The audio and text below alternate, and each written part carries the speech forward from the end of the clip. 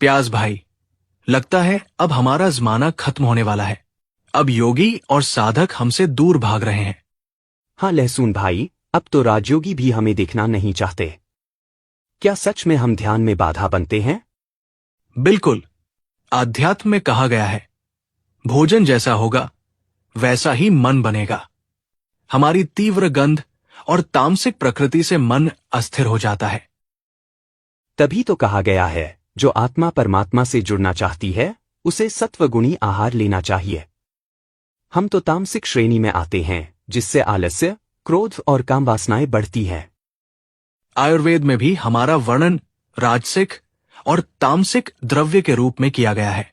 हम पित्त और वात को बढ़ाते हैं, जिससे मानसिक बेचैनी और चंचलता आती है। और हमारी गर्म प्रकृति ध्यान के लिए आवश्यक शांत मन को भटका देती है। साधक जब हमें खाता है तो उसका चित्त स्थिर नहीं हो पाता। वैज्ञानिक दृष्टिकोण से भी हमें देखने पर चौंकाने वाले तथ्य सामने आते हैं। हम दोनों में ऐसे सल्फर युक्त तत्व होते हैं जो मस्तिष्क की तरंगों को उत्तेजित करते हैं। सही कहा। ईईजी टेस्ट में पाया गया है कि हमें खाने के बाद अल्फा वेव्स कम हो जाती हैं, जो ध्यान की स्थिति के लिए जरूरी होती है।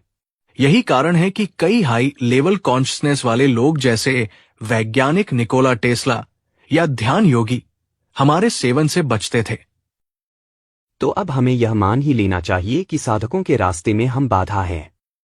सच है भाई, हम दुनिया की नजर में स्वाद तो बढ़ाते हैं पर योग बल घटा देते हैं। इसलिए हम दोनों आप सभी योगी भाई बहनों से यही कहेंगे कि खुद तीनों लोकों के मालिक परम पिता शिव बाबा पावन दुनिया बना रहे हैं। आप सभी हम दोनों के चक्कर में अपना कल्प भर का भाग्य क्यों गवा रहे हो? हमारे चक्कर में क्यों श्रीमत तोड़कर बाबा से दूर हो? अरे बाबा का सुख लो। हम दोनों तो माया के सिपाही हैं, जिन्होंने आत्मा को गिराने में माया की बहुत मदद की है।